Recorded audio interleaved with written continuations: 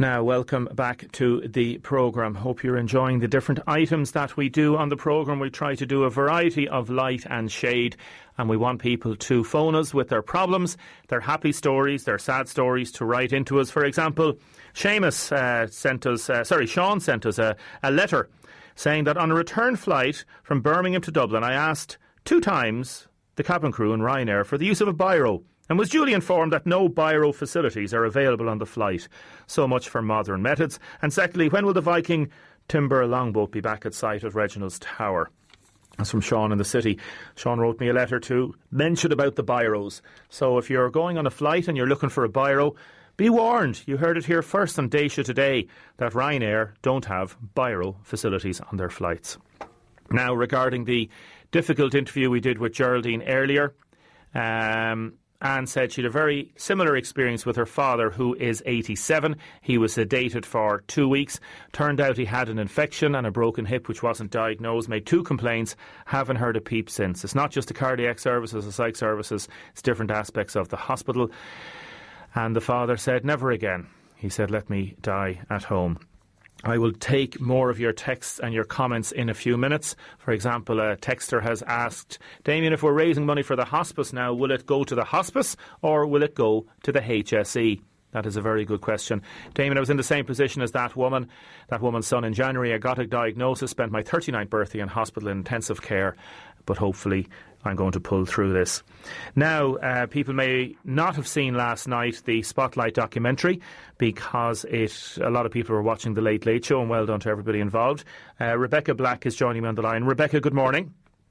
Good morning. Rebecca, thank you for joining us this morning. You are a reporter with PA in Northern Ireland and the Kevin Lunny Spotlight interview. I'm just going to play a quick minute and a half here. This is the interview section, I suppose, where Kevin was talking for the very first time all about the trauma he went through, and particularly being left on the road and trying to get to the farmhouse and the car stopping to rescue him. I prayed a lot then, and I was conscious I was starting to shiver, and I was in agony, and I just was able to see down the road, on the main road. I was able to see the light of a house, a window of a house. I don't know how far it was. I couldn't, maybe 200 metres, but I seen it, and I said, I have to try and get to that. So I pushed myself along. I don't know how far I'd gone, but I knew I had to try and get to it. And I remember stopping a few times because I just couldn't go any further. And I remember thinking about the kids, and Brona, everything. And I was thinking, I don't think I'll make this. But I did keep going, and I kept pushing. And I'm not sure how far I was, maybe not that far at all. And I heard a tractor coming. And I started thinking maybe I should have stayed on the other road. But eventually the tractor came, and it came along beside me. And I waved at it, and it stopped. And I think it was the help of God that he stopped. The young guy looked out and he said, what in God's earth's going on here? And I don't really know what I think I asked him, where am I? But he said, what's happened? And I said, look, I told him who it was, and it's something to do with the dispute in Quinn's. Can you get the guards and get the ambulance? I've been attacked. Powerful programme, powerful television. Rebecca Black, you have reported extensively on this and continue to do so in various newspapers. You're working with PA. Thanks very much for joining us this morning. We won't keep you too long. What was your thoughts watching the documentary last night? And it's one thing reading about this and I suppose reporting on it, but hearing the voice of Kevin and seeing him and just telling the story, it's just horrendous, isn't it? Yeah, it's an absolutely startling interview. I can't remember the last time I ever heard an interview about someone talking about an abduction and such levels of violence. I mean, obviously, as you were saying, we reported back at the time when the abduction took place, and some of the images that the guard had put out of the horse box and the scene where he had been held, you just got a shiver. But actually yesterday there's a few journalists got a preview, and there was a group of us sitting watching this, and after it ended there was a silence. We all just looked at each other as if, oh my goodness, just the sheer sort of levels of violence. And one of the things that was most sort of disturbing was he felt they were working off this list of specific orders. They were certainly they had certain things that they wanted to do. They told him, we have to rough you up, we have to mark you, we have to brand you. I mean, that sort of cold side of it. This is going to happen.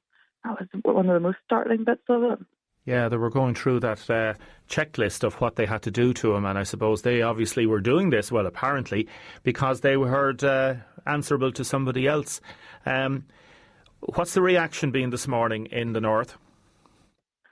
It's absolute just shock and horror at what he's been through, and I think also admiration for him for speaking out. I mean, he said that his captors had warned him, don't speak to the guards. I mean, so not only did he speak to them, but he's spoken out publicly and detailed exactly, really bravely spoken out, telling exactly what happened, and obviously in hopes that the perpetrators are going to be caught. So I think it's really is a wave of disgust, but also admiration for him for sort of standing up and not being intimidated. And where are we with the investigation? And obviously there's been a lot of talk, Rebecca, in the last few weeks, both sides of the border, in terms of it not progressing as quickly as people would have hoped. Yeah, I think that might be one of the reasons that he took this decision to do the interview. There did seem to be an element of frustration, but they haven't got anywhere. There's no one's been arrested for it, certainly not charged. The guards and the PSNI on the northern side of the border are working together in a cross-border operation. And certainly Justice Minister Charlie Flanagan has said, they do want to, there's a priority for them. They do want to catch who's behind this.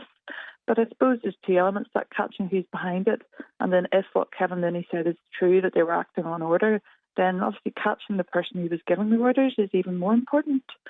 But so far, it just does seem to have been very little going on in terms of trying to bring them to justice. All we can do is wait and see if this interview is going to maybe spur people to come forward, or maybe help the police make some sort of breakthrough and get somewhere with this. The other thing to think about is it's a very remote part of the country, that sort of South Fermanagh, northern Cavan area. It's a very, it's very sparsely populated. The remote roadway where he was left, I mean, he was waiting there for a while before any cars went past. It's not an easy area to sort of police to get information from. And certainly going forward, trying to offer protection to all the QIH executives, it's a very difficult job for police, I suppose, in fairness. It is, yeah. Rebecca, thanks for joining us this morning. Really appreciate it. All right, no worries. Thank you. That's Rebecca Black there, a reporter with the Press Association on that horrendous attack on Kevin Linney. And texter saying, what an incredible interview with a very brave man. I just hope these animals are caught. Regarding Ryanair, Damien, Ryanair staff don't even have a personality. Never mind about a biro. Damien, I feel so sorry for politicians in Waterford. They have to fight for everything, while other cities are handed all they require without having to lobby in the same way. I see this firsthand in Limerick. They're showered with millions in state funding, in particular in health and in education. And that is from Paul. Paul, a lot of people would agree with you on that we have to fight for everything down here. Damien, very sad to hear the story this morning regarding mental health care, but I think people have to be very careful when they talk about psychiatry. People don't go down to the psychiatric unit. People that suffer with mental health shouldn't be seen as separate, as sort of leopards or leprosy. I feel there's a stigma there somewhere regarding the language used in mental health, and it's still there, so we have to be very careful, and this kind of thinking infuriates me. I'd agree with you, and some people have, I suppose, different ways of talking about mental health, which is a hangover from the past, but there are efforts being made by many people. A caller phoned in to say, with mental health problems, her doctor just keeps medicating her.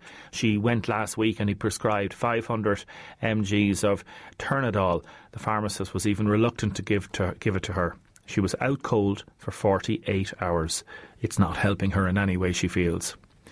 Another woman phoned in to 051 846 123. She was in a similar situation with a loved one 20 years ago.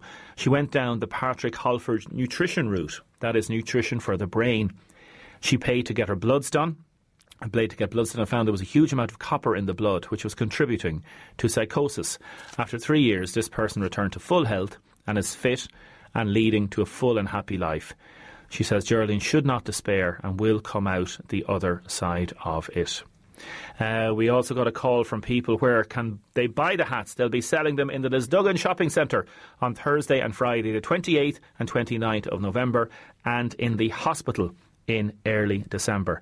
A couple of texts into our WhatsApp number, 083 333 975. Damien, so sad listening to Geraldine. Our politicians have an awful lot to answer for. Oh my God, that poor family, Geraldine and her husband and her relations. She's so right in what she said. The government should hang their heads in shame. Another person, Damien, so sad to listen to Geraldine. Our politicians should answer and do something about this. Now, what would you do if the price of your cup of coffee, your cappuccino, your latte, your skinny flat white went up by 25 cents tomorrow? Well, it's not going to go up tomorrow, but more than likely, if the government has its way, people are going to be charged 25 cents extra for a single-use coffee cup. Is this a good thing? Is it right that we do this? Is it right to stop, I suppose, more waste? Fintan Stanley, owner of Trade Coffee, will be talking to us in a second. TJ has texted me back in again about how I'm pronouncing my H's. OK, TJ, I'll be very careful how I pronounce my H's. Fintan, how do you pronounce your H's? Are you a stickler for pronunciation? TH, that's how it is, isn't it? TH, It's one of those bugbears. Some people have a big bugbear about it. I know Gay Byrne had a big bugbear. I was at a conference in Croke Park once, and he gave a lecture on how we speak and how we're not speaking properly, you know. So he was a stickler for the correct diction. Which leads us perfectly to the stickler for the perfect coffee. What's your favourite? What type of a coffee man are you? Well, drink it pure as a straight espresso or double espresso is what I would normally have, a few of them a day. You get the real flavour of it, and let it cool down, to be honest, Damien, and that you get the best flavours of it when it's cold. Okay, so what you're talking about, the morning time, you start in the morning? I could have 5 or 6 throughout the day, no matter what time of day. Yeah. But and just a single espresso, no sugar. Double. I go to double. Double espresso, no sugar. No sugar. Okay. Yeah, drink it straight. You know. Drink it straight. And would you try and not? Would you knock it back in one go, or would you? No. We'd sip it and let it cool a bit, and you get the real taste off it as it cools more. You know. But to be honest, it's about let everybody drink coffee the way they like it best. There's no right or wrong way to drink coffee. You know. You're with Trade Cafe. You're also involved with Java Republic. Fintan Stanley, thanks for coming into us this morning. It's a fascinating topic because over the years, and particularly the last 10 years, it's just become such a big business.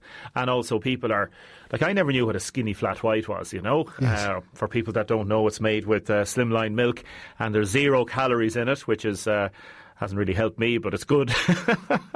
On the continent, over the decades, you'd see people going up to a little cafe bar on the side of the street and having a little shot of espresso or double espresso, taking maybe 2 minutes just to have a little drink. They're far more experienced drinking coffee than we are in Ireland. We're traditionally a tea drinking nation, aren't we? We would have been traditionally, but it's more coffee now than tea. You know, probably 80-20 would be, maybe probably even 90-10% for coffee to tea in trade is what we would sell. Or in Europe would have drinking those small drinks you're talking about. They get up and they stand up in Italian espresso bars. They don't have a paper cup. They drink out of a proper cup, porcelain cup, and they have it there and then, and they walk away. They drink smaller size cups over there, so they get a better flavour in the cup. Over here, we've got the American influence where we're using bigger cups, 12 and even 16 ounce nowadays. I can't understand why people. They're ridiculous. There's no flavour. It's water you're drinking. So that's why because such a big volume in the drink now, that's why people are buying takeaway cups. That's what it's come from that market. If we were all drinking espressos, you'd be having them going at the bar. So in certain countries, let's say in Italy, there wouldn't be an issue with as many disposable cups as we'd have here, probably. No, not in the centres of the towns and the cities. It's more of they take the time out to appreciate the drink as opposed to just grabbing and go. Now, they would have their motorway service stations and you're going to get disposable cups there and stuff like that. Yeah. Why does it taste different in a porcelain cup rather than a plastic cup or a container? Depending on the quality of the paper cup, you will get contamination from the cup getting into the coffee, and that's the main reason of it, Even if it's only in it for a few seconds, somebody who is experienced in these matters will be able to taste the difference. You will, yeah. Yeah, no problem. Now, the cheaper the cup, the more contamination you're going to get. Are Irish people getting better at tasting coffee? Are they becoming more adept at understanding flavours? They'll be very well educated, I think, the Irish palate, and they'll be quick to tell you if we put in a grind into our grinder and if the coffee wasn't right or was a problem with the batch was roasted. Our customers will nearly tell us very quickly if that's not as good as yesterday's, and we'll have to check it. So yes, I mean, people will go out of their way for the right cup of coffee. What makes a good coffee? There's loads of variables. How long have you got? I read a book about this. There's no one thing. It's the barista, phenomenal, yeah. It's the machine, it's water, it's the way it's roasted, it's the quality, the coffee that it's been grown, the regions it's been growing and stuff. And just because one person likes a cup of coffee and the other person might like a different cup of coffee, and they could be two totally different. One coffee could be €25 a kilo, one coffee could be €12 a kilo, and two different people could like both coffees, and that's fine. There is a huge, like everything in commodities, you can pay one price for one thing and one price for another for a higher end. And it's one of those commodities that is dictated and helps dictate as well market prices across the world. And we see about American stock exchanges and coffee prices being so important, Brazil and different. Talk to me about sustainability. I've been on a lot of origin trips to visit the farms that actually grow the coffee, and when you come back from those trips, you're invigorated and you just want to pay more money for the coffee to help these guys get a better lifestyle.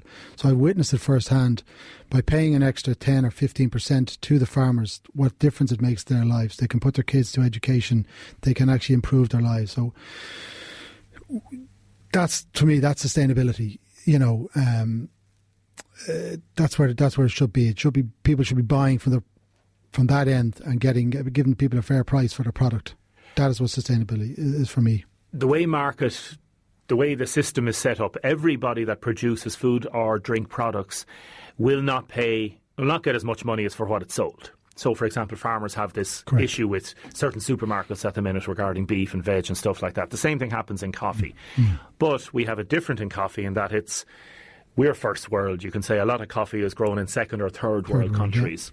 Yeah. If somebody paid, let's say, €3 for a cup of coffee, how much of that would go to the grower? The grower's probably getting the most money, but the people actually working on the farm doing 8-10 hour days would probably be lucky about $1 to $1.20 per day. Wow. And that's high, very labour intensive, back-breaking work. That's what they would get paid. How does that make you feel to be involved in a business where this is happening? It's just the way it is? Is that how we think about it? No, it's not just the way it is. We're thankfully we're in a position we can help. Like, we buy coffee from different farmers through our brokers, and we deal directly with co-ops, and we pay a premium price because we want to buy off the farmers we've met. So we know that coffee is coming from a specific farm, and we're going to agree to give him a 15% premium to what he would normally get. Excellent. In return for him delivering the same quality coffee year on, year out. So we'll give him more money, but for that he has to invest in his farm, he has to look after the plants, and he has to give a good quality product. You don't just give them more money for an average product. So I'm in that industry, I'm in it 25 years, and it's great that we can work with a company that can actually make a difference in people's lives. We're not going to change the world, but there's lots of people like myself and Java Republic who are doing that now. Going back 20 years ago, that wasn't the case. So there's lots of Rainforest Alliance, the Fair Trade Associations, they've all made a difference. So it's not as bad as what it was 20 years ago, and it's getting better. Talk to me about the disposable society we live in and how it breaks your heart. It's not just coffee cups, it's your fast food chains, it's supermarkets. Everything. I did backpacking there in supermarket a couple of months ago, and everything that went into the shopping bags is all wrapped in plastic. Our green bin every 2 weeks it goes out, and there's 5 people living in our house, and I'm jumping on the top of the bin to get the stuff in. It's and it's the same every 2 weeks. 4 or 5 days before the collection, I'm having to jump on the bin to fit the packaging in. We're in a disposable world. You know, I saw only the other day in the supermarket mashed potatoes you could buy. They were £3 for a few scoops of mash, but they come in a plastic container. When do people stop buying potatoes, peeling them, boiling them and making their own mash? You know, that wasn't the case 25, 30 years ago. So where that's come from or what drove that, I don't know. But it can't be continued. It has to stop. Do you agree with the potential 25-cent increase in a charge for a disposable cup? No. I think it's wrong by the government to bring in a charge on something and keep it specific to a particular industry. If they're bringing something in, they should have it on the coffee cup, they should have on the takeaway cup, and they should have on the supermarkets all at the same time. The coffee shops, a lot of them are just about making a living. They're not making a profit. They're going to bring this extra charge in. It will hit their sales. The VAT rate changed last year. An extra 4% is back on their product. That's hurt a lot of restaurants. Some have closed down, which we supply. They're bringing another charge here now. People need to sell their product. They need these vessels for people to buy the cup of coffee. Yes, I would like to see people more using reused cups and stuff like that, but you're not going to change it overnight. It will make a difference. The levy, it did with the plastic bag, and we all got into the habit, so that will happen. But I think they're putting the onus back on the coffee shop to collect the tax. I think is lazy by the government. I went a year ago and I spent €15 on the Costa travel cup, and it was quite nice and a good cup, and it keeps it warm. And then I went in there 6 months ago and you were getting a discount of 30 cents for each cup of coffee by using the disposable cup, and they said no, it's stopped. The person, the agent who was involved, they're not doing it anymore. Yeah. So straight away my incentive is gone. But why should people be incentivised to do the right thing? They should be taxed for doing the wrong thing, all right, but why should you get a discount, or why should the coffee shop give away some of their margin? So if this comes in, will prices go up in shops, in coffee shops? They will have to, because coffee shops can't sustain that extra tax. Yeah, the margins are so tight they wouldn't be able to bring it in. But it is changing. I mean, I see it even our wholesale business, our month on month, our sales of takeaway cups, even though we're using all compostable, they're down every year, which is a good sign. Yeah. So now some of that is people switching to a cheaper cup because we're only doing compostable. They're going to buy a cheaper cup. But a lot of people, our customers, are coming in with the reused cup. It's happening already. I see it in trade. We have a good lot of customers coming in there with their own cups already. Our friends across the road in Grow are going to stop using disposable cups in the next few months, and you won't be able to buy a coffee to go in a disposable cup. You'll have to bring in your own cup. Now, that's a huge move and a brave move by a coffee shop, but not every coffee shop or restaurant can afford to make that move. It might force people to actually drink coffee from a proper cup and stay there for a few minutes as well. Yeah, we have to change our habits, But I mean, going back to what I said about the supermarkets and the fast food chains, I mean, they have to come up with alternatives as well, It's not just, it shouldn't be all just on the coffee shop straight away. Part of the problem with this, again, is that the government has been forced to do this because different sectors are not taking the lead. Aldi and Lidl and different shops have said, we're not going to pack our vegetables, maybe in certain plastics. But it hasn't been an industry-led, I suppose, initiatives, and it's coming from the top down, which looks like it's an imposition on businesses. Like if all the coffee shops got together and all the suppliers and said, right lads, let's do something proactive to stop potentially a 25-cent tax coming in. I don't know how to answer that for you, David. What do you want me to say? I mean, I agree with you. Yeah, it's it'd be very difficult to do. I think the coffee shops would like to see people coming in with their own cup. It would actually save them money, and Leo has been quoted in saying that storage of those cups is a huge issue, and they cost a lot of money to do. So I don't think there's no pushback from the restaurants or coffee shops per se. The issue is, why should they be having to collect the tax for the government? If the government were that serious about it, they would the keep cups and the reuse cups, they should be allowed to be sell them at 0% VAT. But no, they want to get people to buy these cups, and some of them are €25 a cup. Some of them, that's expensive. Nobody's going to pay that for a cup. People texting in, how is charging extra going to reduce the use of these cups? If it will have a minimalistic effect, surely they should be trying to find a way to reduce the production of disposable cups. That's exactly what you're saying. Damon, I'm just back from 10 days in Sicily. The most I paid for a cappuccino, Americano or flat white was $1.30. Excuse me, even at the airport, I had a lovely cappuccino for $1.30. Arrived back in Dublin Airport and paid $3.45 for a cup of dishwater. Very hard to get a decent coffee in Ireland. I agree about cups. I like drinking wine only from a stem glass rather than a tumbler or plastic. The cost of coffee in Ireland compared to the likes over there? Cost of doing business in Ireland. Simple as that. Comes down to that. You could break it down here this morning, but it's down to the cost of doing business in Ireland. It's VAT, it's wages, it's PAY, PRSI. So anybody who's gone out for a coffee this morning, drink it in a proper cup. Sit down, take the time out and enjoy it. Chill and relax. Yes. Fintan Stanley, thank you so much for joining us. Thank you, Damon. Now, welcome back to the programme. We might have a little half an hour left, so if anybody wants to text in, where's your favourite cup of coffee? Where's your favourite coffee shop? Text us in and let us know. Somebody just texted, the coffee shop in Portlaw, coffee's only €1, Damien. You can't. It can be done for €1. How do shops justify up to €4 in rip-off Ireland? Damien, can you please give a special mention to the dance next Sunday afternoon in the Rue Glen? I will certainly, and we're hopefully going to have Mary on about that. But if we don't, want to give a special mention to the 3rd annual afternoon dance on Sunday, the 24th of November. Music by Jerry Walsh. It's all in aid of St Joseph's Care Home, the Little Sisters of the Poor in Ferrybank. And that is on at 3 o'clock till 6 o'clock in the Rue Glen next Sunday. And there's entertainment and there are refreshments served.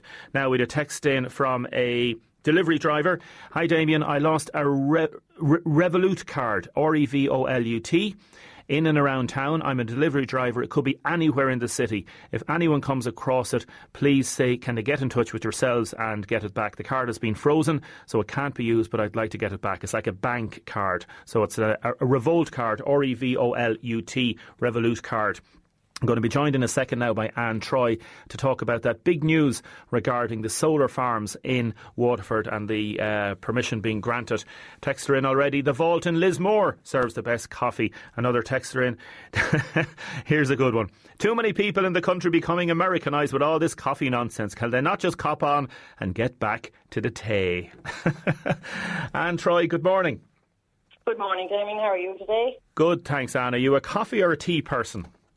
Oh, I'm tea all the way, Damien, I'm afraid. Tea all the way. Would you have an old cup of coffee at any time, no? No, I tried it and I tried to acquire a taste, but I'm afraid I can't. You would love a coffee cake now, but I couldn't follow a cup of coffee, so I'll stick with the tea. But a nice cup of tea. And weak tea or strong tea? Oh, weak tea. I call my tea blonde. You same colour as my hair, Damien. Weak and milk. My father used to go and visit my relation's auntie down in Lochray, and she made the weakest tea, like dishwater, and my father never liked going there because of the tea. Favourite pot coffee is Waterford Castle, says Lumbody. Quench Cafe, Kingfisher, excellent cappuccino. Ardkeen downstairs, fabulous, says Claire. Now we're going to talk seriously for a second, Anne. We're talking about the breaking news. Council has granted planning permission for the controversial solar farm. 109 acres on the Copper Coast. The story is on the front page of the Dungarvan papers this morning. Anybody in Dungarvan and West Waterford, make sure to buy the Leader and the Observer.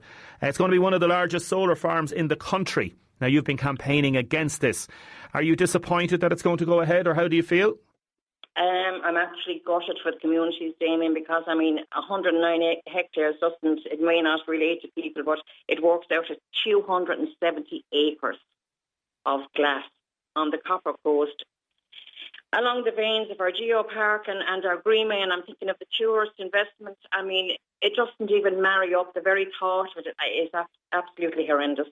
Absolutely horrendous and totally out of scale.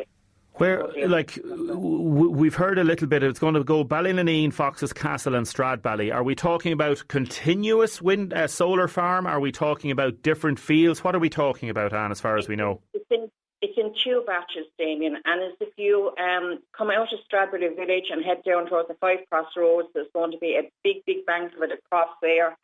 As if you head towards the Greenway, will be to the left up near the quarry there, and there's going to be another section of it then on what we call the Glen Road, Damien, which would be the road from Kinmacthomas to Stradbally. But the scale of it is absolutely horrendous, and I believe in the middle of it all then there's going to be up to 40 containers with battery packs. There's going to be an infrastructure of a massive power station there as well. And I believe there's going to be 110 kilowatt lines overhead, and they're going to have to be trunked in. And as far as I know, the nearest one will be into Radley's in Dungarvan. So you're talking about all the scenes of pylons, power stations and battery storage that's totally alien to Ireland at the moment. Is there a chance that this will be appealed, objected to? What's the situation now? I'm only speaking personally, but I imagine the community will appeal it to An Bord Pleanála, Damien. Actually, the one in Corraduff has been appealed to An Bord Pleanála, and that was successful. And there was a meeting there last night again, and they're gathering together again to go another road on objections on the one in Corraduff. That's a smaller one, but it's still quite a big solar farm. So do you think that you will be part of that appeal, yes? Up to the community, Damien. If they want me to represent them, I certainly will. I have years and years of knowledge gained through campaigning, education myself, going on sites and finding all about the green ethos and the green energy that's involved. I mean, I would be a great proponent of green energy, but I think the joined-up thinking in this is totally off the wall. We need to just stop the green energy runaway train, Damien, and rethink it. We need to have green energy on the ground to our communities in the masses. Every school should have solar panels installed.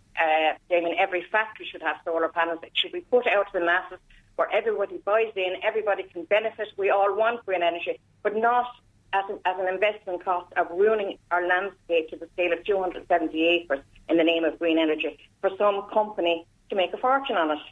At the present time, Damien, there are over nearly 100 solar farms granted planning permission in Ireland over the last 4 to 5 years. There's not one solar farm erected in Ireland, and that question hangs in the sky. Why isn't it happening? I'm not pushing for it. I don't want it, but there's a methodology there, Damien, and there's no subsidies currently for solar. And I think if our new carbon tax goes into subsidies for solar, they'll be. I would hope they would be a right.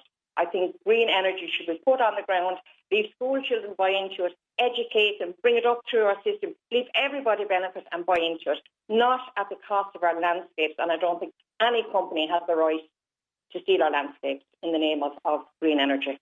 And Troy, thanks for joining us this morning. Thank you, Damien. Cheers. Thank you. We know you have to get back to work there. And Troy talking about the announcement there that the council is granting planning permission for one of the largest solar farms in the country. 109 hectares of townland along Ballynaneen, Fox's Castle and Stradbally. And we will see where this goes. The nearest settlement to the proposed development is the Tidy Town's gold medal winning village of Stradbally, where the development boundary of the village is around 780 metres from the nearest solar farm. Now, some people have said and texted in the solar farm panels will be below ditch level. In other words, they'll be in fields, but they'll be below ditch level, so you won't really see them. But we want to know what people think about this. Text us 083 333 975. Get my H's right, sorry Tony. Or you can call Deise today on 051 846 123. Damien Mo's Cafe in Tramore, the V Bistro in Tramore, says Mandy. Damien, what gets me, if you ask for a cup of coffee, you're always asked what kind. What happened to a simple cup of coffee from a coffee pot? All the new machines cost a fortune. That's what drives up the price. I can make a pot of coffee at home for less than 50 cents. And that is from Paul. Christy Halloran, paramedic in UHW, says, I love my coffee in Under the Clock on Catherine Street in Waterford City. They make a lovely cup of coffee there, you are right. Other people texting in about the issues relating to mental health, and I will come to those in a few minutes. Now, we're going to have more news at 12 o'clock with Liz and the team about Minister Michael Ring announcing 62 million in the rural regeneration and development projects across the country. There's going to be big developments in New Ross, the Wexfordia, a large-scale regeneration and tourism project in and around the Dunbrody Famine-ship. There's a Virginia Civic Centre in County Cavan. There's a Barrow Blueway, 46-kilometre stretch of a Barrow Blueway all along the Grand Canal down to Vickerstown in County Laois. There's going to be other restorations in Macroom, in Killybegs, in Manorhamilton and Leitrim, in the Ares Peninsula. My understanding is that there are a number of towns and villages in the Waterford area that will also be benefiting from this. If and when we get the details on that, we will bring them to you straight away. Now, Julie, our producer, is just looking through some of the details there, and it looks like 3.7 million is going to be allocated for Mount Congreve. The project involves the development and restoration of Mount Congreve estate to create a superb visitor experience and transform Mount Congreve Garden into a world-class international tourism attraction. The problem, though, is the project is going to cost almost 5 million, so the council will need to make up 1.3 million of the cost. So 3.7 million is going to be allocated to Mount Congreve, but the council is going to have to make up 1.3 million of the cost. We're going to be talking about that tomorrow because there will be a lot of issues regarding budgets, as we know, as Liz and the team are reporting about the council's potential shortfall. Damien Molloy's in T-Bay is gorgeous coffee and a fabulous view. Damien, there's coffee tea bags out now, or coffee bags. What are they like? Has anybody tried them? Damien, I'm just back from Portugal. There's a solar farm just outside the town of Lagos. To be honest, it's not intrusive in any way. The local people have nothing against it, as the farm supplies electricity to the town. Here we go again, Damien, not in my backyard. We need to stop complaining about everything. The solar farm will be below ditch level, won't be putting anyone in or out. Damien, we shouldn't be complaining about this. Solar panels are the way to go. How will this country move forward if we have people complaining about everything that happens? We will come back to that in a minute. Firstly, I am joined by Brian because we've got a really interesting development with WIT. Brian, good morning. Good morning, Damien. Thank you for joining us. You're welcome. Full name and title, please, as the guards might ask you. They stopped you on the road. My name is Brian Foley, and I'm Industry Liaison Manager in WIT. What does that entail? It entails essentially a point of contact for industry. Industry engagement and how we collaborate with industry is very important for the Institute. So very often I'm involved in those discussions. Now, a lot of the engagement is done at the level of our technology gateways. So these are research centres within the Institute who are focused on delivering research and collaborative projects with industry, but I'm very much involved in steering those discussions. A personal point of contact which brings together, I would say, a lot of the theory about how business and ITs, as they were formulated originally, I suppose the RTCs as they were, and developed now into technological, potentially, universities. Yeah. Absolutely, because I think a critical part of our mission is essentially to engage with industry and to be a resource for industry within the region and to deliver research to those companies. And the thinking behind these gateways essentially is that they are a gateway for industry to access the research capacity of the Institute. So over the last 5 years, for example, we would have engaged with almost 400 companies. Wow. And that would vary from very small pieces of research or consultancy right up to more substantial engagement, which would run into several €100,000 worth of research. And do you come up with ideas as well that you think will help industry? Absolutely. I suppose there's an element of push and pull in that a lot of our research projects with industry would be initiated from industry. In that typically a company would approach us with a specific problem. We would sit down with that company and work up a solution, and then between the two of us develop a programme of work or a project.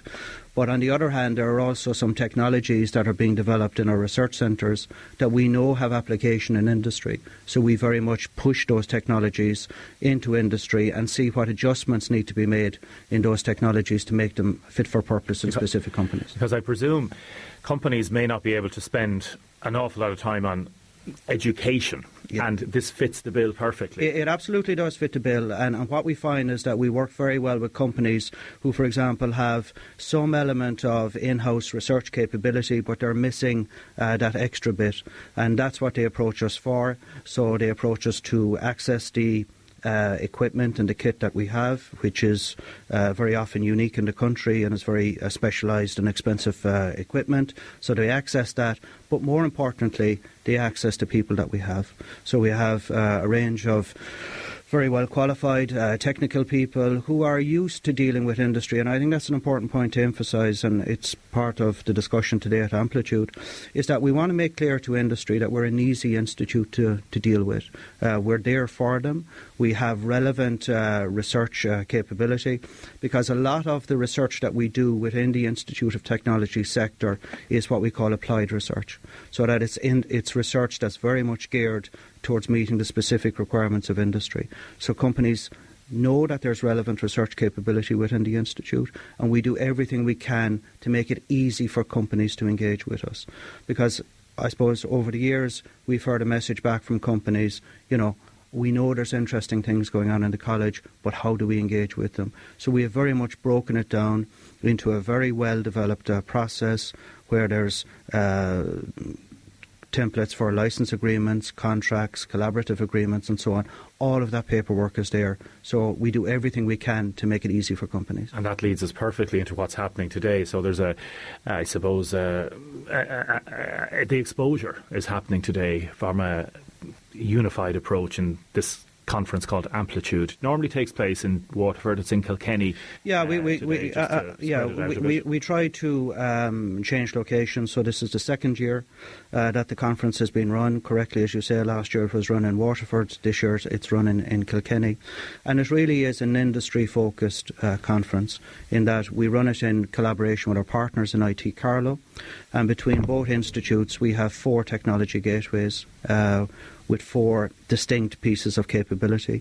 So we try to showcase that capability in the conference to make industry aware of what we have, and also we advise them on how they can engage with us. We have the funding agencies present as well, because very often it's a cost-effective way for companies to engage with us if they can actually access different funding programs and so on from Enterprise Ireland and SFI. So really it is about showcasing our offering to companies and guiding them in the process of how they engage with us.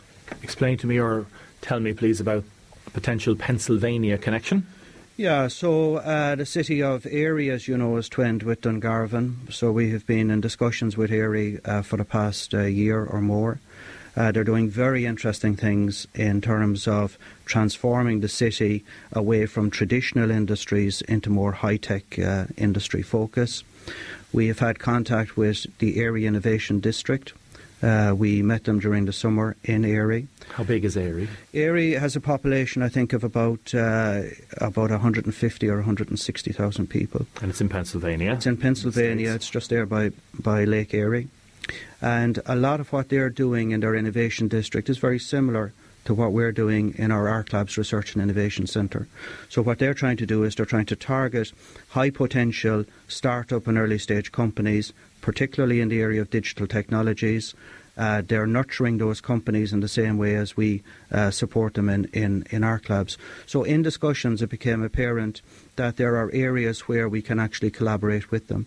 And just to highlight too, Damien, first of all, we run very similar enterprise support programs. So what we're proposing is that companies on their side, American startup companies, would be able to access our support programs, and in return our companies in ARC Labs would be able to access their enterprise support programs. And the second thing is, and this is an interesting initiative, I think, in that some of the companies coming through ARC Labs know that they need to be in the States, or they need to have some connection with the States, either in terms of it being a market for them or being able to access technology that's being developed in the States. But it's a daunting challenge to actually set up an operation in the States.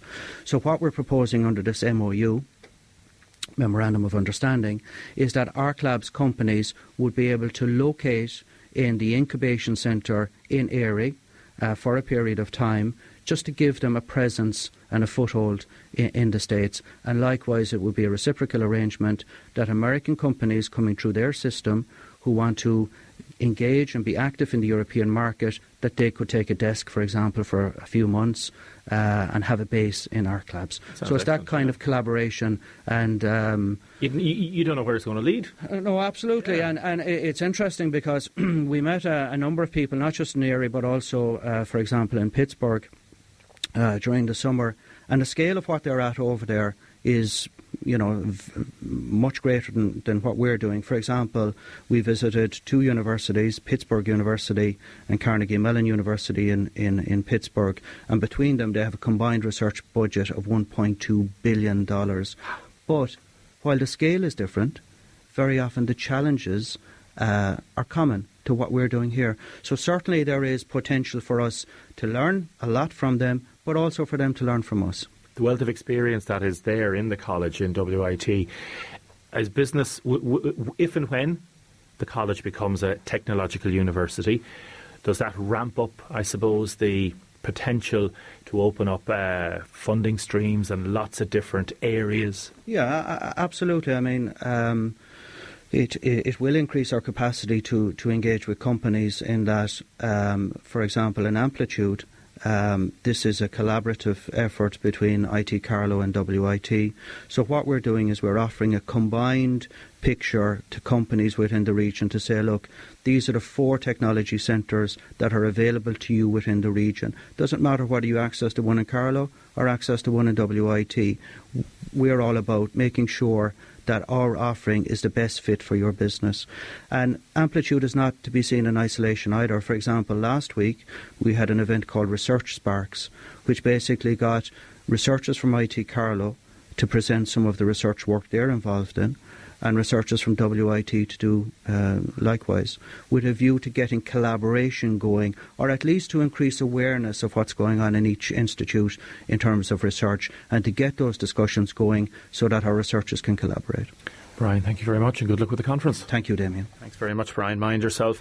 Some text coming in there. Damien, my bugbear is with the letter H. Does not begin with the H sound. It says atch in the dictionary. The HSE, says Tony in Ballymac, not the HSE. Pat, I love coffee, says Pat, but I have to stop drinking it as I feel sick and awful pain. I do have a hiatus hernia. Damien, I go to the cafe where you can get a proper cup. It's so much more enjoyable. A texter in, Thelma has texted in, the nicest cup of coffee is the one that you make at home. Good morning, Damien. Next they'll charge us for cups because they'll have to pay someone to wash the cups and pay for the water used. I always ask for cups. I hate the paper cups. Great show. That's in from Anne. Thank you very much. Phyllis Daly, special mention also to the dance next Sunday afternoon in the Rue Glen. Hope you enjoyed the rally sprint.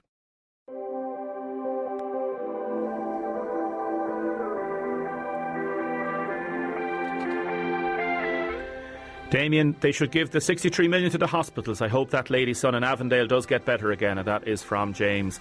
Damien, solar lines can be obtrusive because of the pylons, the overhead 110 kV lines. This is a matter we're going to hear an awful lot about. Thank you, Julie, for producing. Thank you, everybody, for your texts and comments this morning. We will have a lot more tomorrow. Next up is Jeff. And enjoy your cup of coffee if you're having one today, or a cup of tea.